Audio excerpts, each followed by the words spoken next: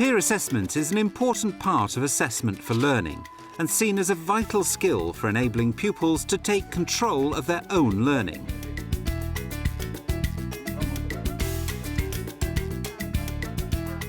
One school that's developed strategies to promote and support peer assessment is Specialist Language College Prince Henry's Grammar School in Otley on the outskirts of Leeds.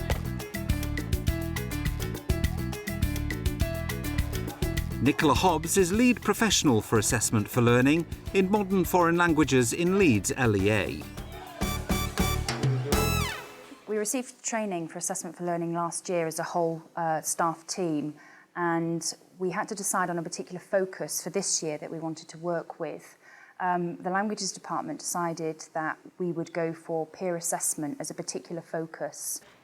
I want you to really focus on... This programme will take a look at how the Modern Foreign Languages Department at Prince Henry's is training their pupils in the skills of peer assessment and using these skills to enhance language learning. There were understandable concerns when peer assessment was introduced.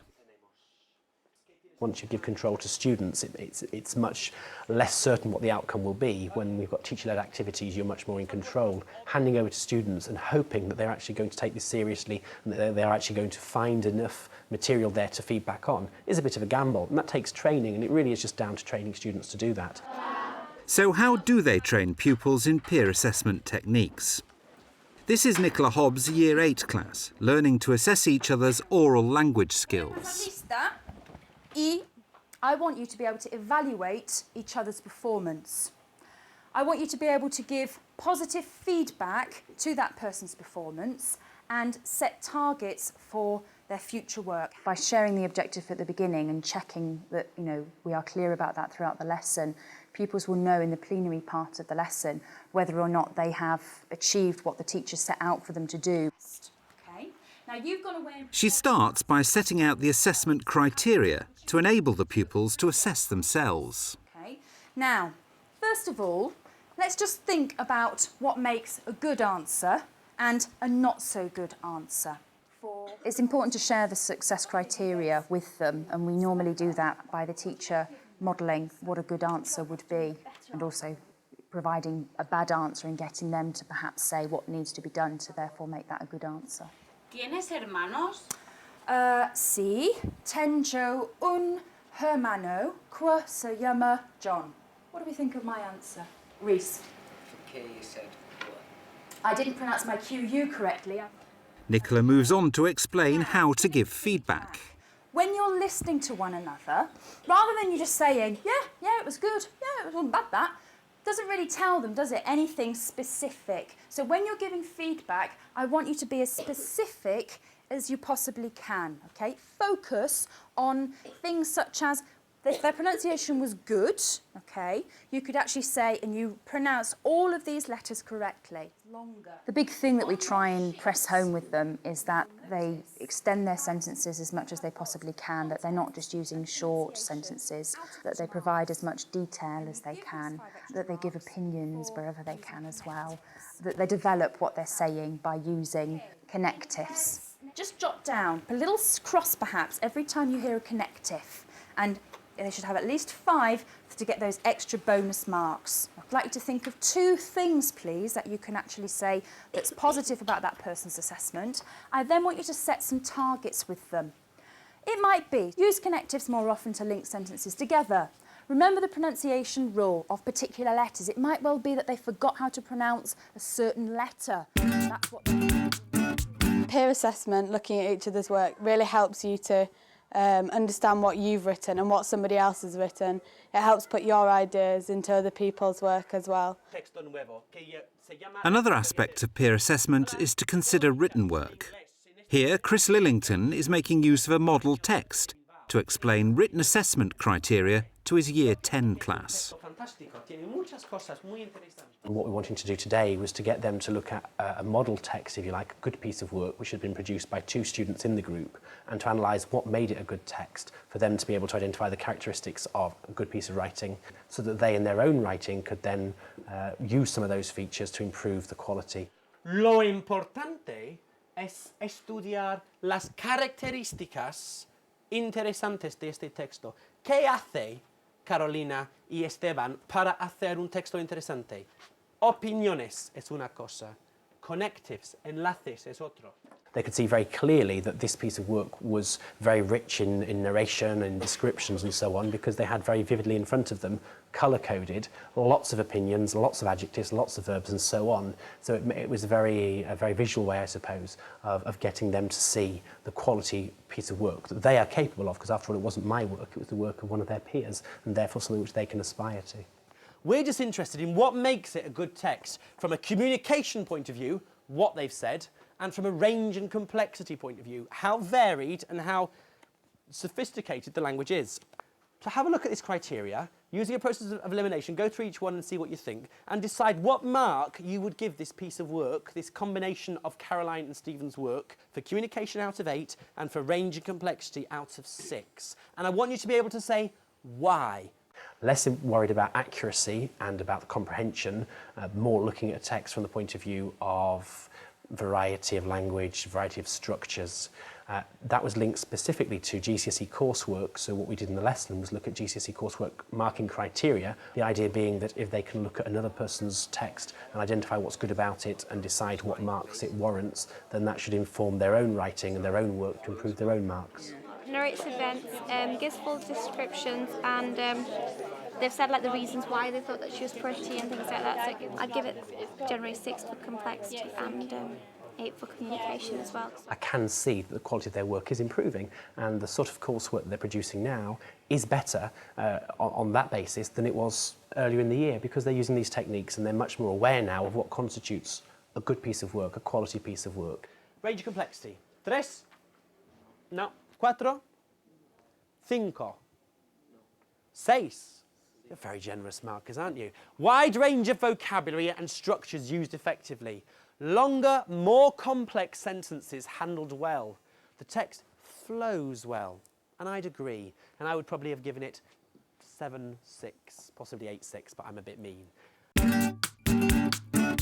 It's using yours and your friend's skills to make the best piece of work possible. Forgot how to pronounce a certain letter. Back in Nicola's lesson, the class are now using peer assessment to grade each other.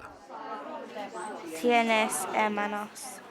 Sí, un hermano que se llama Kirsty y 2 hermanos que se llama Luke y Alex. We swap partners simply so that they get an opportunity to work with somebody different. I try and make sure that they work with a variety of people in lessons, and it's not just necessarily the person that they're sat next with or the person who they get along well with, who's their friend. You didn't use a connective when you could have done, you just said tango again. And also you didn't give as much description as you could about your hair. You just said it was blonde, you didn't say it like long or anything.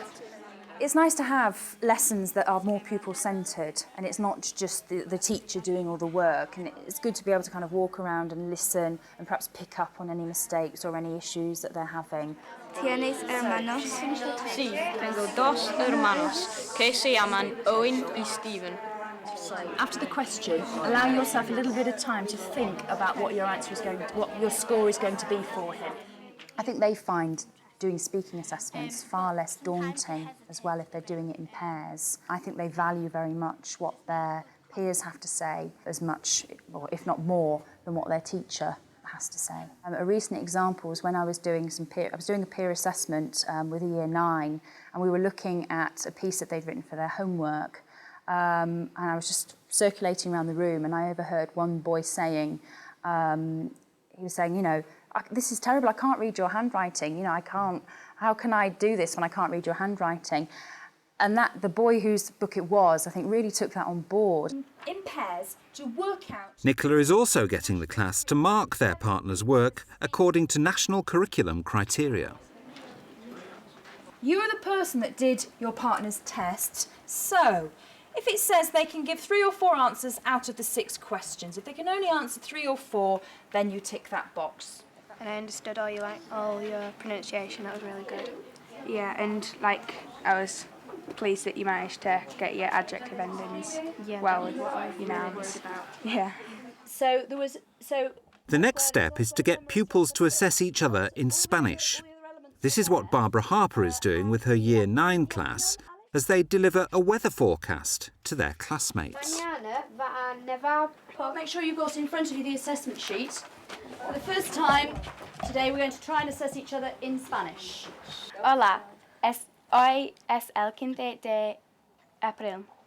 En el norte de España hace muy bien tiempo porque hace sol. The main objective was for them to listen to each other and for them to be able to pick out certain key criteria that we'd already discussed. Tenses, connectives, good use of pronunciation and how well they'd memorised it, and also advance to using Spanish rather than English feedback, because we're trying to give them more language that they can use to describe language. Muchas gracias, Maisie. Muy bien. Vamos a empezar con pronunciación. ¿Qué pensáis? ¿Qué pensáis de Maisie? Dale unos consejos. Fenomenal. Fenomenal, vale? Quite often we try to do these assessments where they're done either in small groups or in pairs, and in that situation they find that obviously much less stressful. But something like this occasionally is great because it showcases to them all how well some of them can perform. Emma, los tiempos verbales. Buen uso del presente. Buen uso del presente, sí. Y Matthew?